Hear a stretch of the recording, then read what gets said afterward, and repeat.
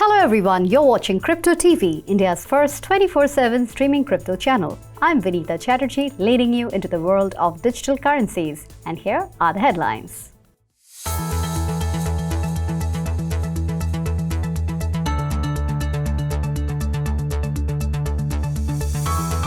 CoinSwitch Kuber disables Rupee deposits. US may regulate stablecoin issuers like banks, says Morgan Stanley. Cryptocurrencies Pare losses, tracking higher US stocks. Bitcoin above $40,000. Meta to let Horizon Worlds creators sell virtual items. IOST Foundation starts $100 million fund for EVM developers. Coinbase to produce BAYC film Trilogy. Philippines Fintech becomes unicorn, raises $210 million. Sylvester Stallone exclusive NFTs gets listed on OpenSea.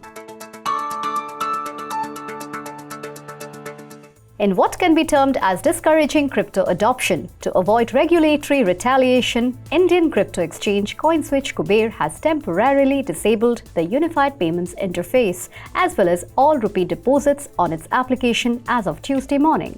CoinSwitch mobile app users have been stopped from making Rupee deposits via UPI, as well as bank transfers through NEFT, RTGS, IMPS, etc.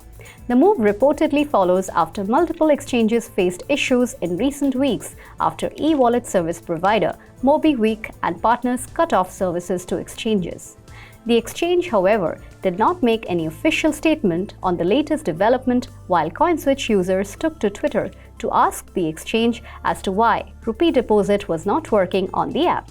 The development also comes a couple of days after US-based crypto exchange Coinbase disabled UPI payment method on its app within hours of its India launch on April 7, 2022. Coinbase took the move after UPI implementing agency National Payments Corporation of India (NPCI) said it was not aware of any crypto exchanges using the Unified Payments Interface. The US is in the midst of preparing regulation for stablecoin or crypto dollars issuers, which could see them being regulated in a similar manner as the banks, says Morgan Stanley in a recent report.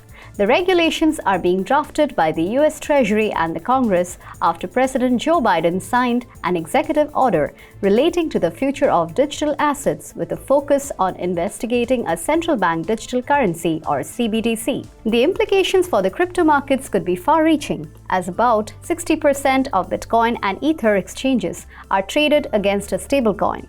And stablecoin lending has become an important part of centralized and decentralized finance, or DeFi, Morgan Stanley said in the note. Decentralized finance is a broad term used for lending, trading, and other financial activities carried out in a blockchain without needing any third parties. However, the US is yet to decide whether stablecoins are securities, derivatives, or commodities. Cryptocurrencies recouped some of its losses from overnight, with Bitcoin trading above $40,000 on Tuesday, as some investors judged that the fall was overdone given the fundamentals and as US stocks traded higher, indicating higher risk appetite. Bitcoin and other cryptocurrencies seem to be now fairly correlated to stock prices. BTC price correlation with S&P 500 climbed to 0.49 in March, the highest since October 2020.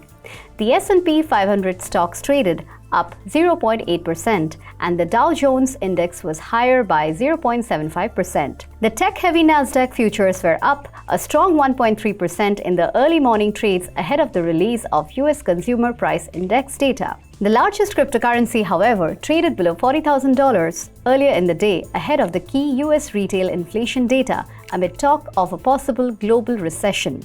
Investors expect the US consumer inflation to worsen in March, while the Federal Reserve was set to hike rates by 50 basis points at its policy meeting next month. Bitcoin recently traded around $40,300, nearly 1.7% lower over the past 24 hours. Ether, the second largest crypto by market cap, was trading at around $3,000, up nearly 1% over the same period. Among the other major altcoins, Solana and Avalanche tokens were up by over 5% and 4% respectively. Among the meme coins, Shiba Inu spurted over 20%. Horizon Worlds, social media giant Meta's social virtual reality app, is testing a feature that will let creators sell virtual items and effects within their worlds. This is only rolling out to a small group of creators to start, but it's an important next step in Meta's long game of building the foundation of virtual reality social networking. Only Americans and Canadians above the age of 18 will be able to purchase those items. Mark Zuckerberg-owned Meta, formerly known as Facebook, said it would reward creators whose virtual worlds prove especially popular among users with monthly bonus payouts. That program will not be subjected to fees, but Virtual Items Marketplace could see Meta take anywhere from 25% to 70%. The Internet of Services Token or IOST Foundation is looking to entice Ethereum virtual machine developers to its ecosystem with a $100 million incentive fund. The $100 million is split into two separate funds. The new ecosystem fund used to expand IOST's application and mainnet infrastructure, and the Accelerator Fund intended to provide capital and incentive bonuses to development teams. EVM is a software platform that developers can use to create decentralized applications on the Ethereum network. IOST is looking to offer a fast, scalable blockchain with the lofty goal of reaching 100,000 transactions per second. Ethereum currently can perform only 12 to 15 transactions per second. The crypto exchange Coinbase's new media arm ventures into film production by announcing to produce the Bored Ape Yacht Club film trilogy. The first of the 3 installments for the series of animated short films titled The Dagon Trilogy will premiere at NFT.nyc in June, with the NFT community of apes and non-apes alike having a say in parts of the film's plot. Bored Ape owners are invited to submit their apes for consideration as characters in the trilogy, along with made-up character descriptions that will be reviewed by an actual Hollywood casting director.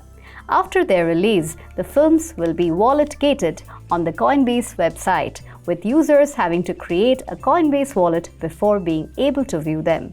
The series will also tie into Coinbase's long-awaited NFT marketplace, which will be released in the near future.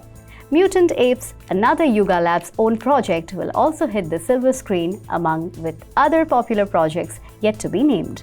Voyager Innovations, the firm behind Philippines' top digital payments app, PayMaya, has announced it has achieved unicorn status after a recent round of funding, surpassing a $1 billion valuation. Voyager Innovation announced on Tuesday that the new $210 million capital boosted its valuation to $1.4 billion. The recent financing round was led by SIG Venture Capital. It included well-known firms such as KKR, First Pacific Co., Tencent Holdings Limited and PLDT Inc., the Philippines' largest telecom provider. The company highlighted that the new funds will be used to develop crypto offerings that it recently added to its flagship digital payments app, PayMaya. Well, that was a bulletin tonight. Keep watching cryptoTV, India's first 24/7 streaming crypto channel. I'm Vanita Chatterjee, signing off.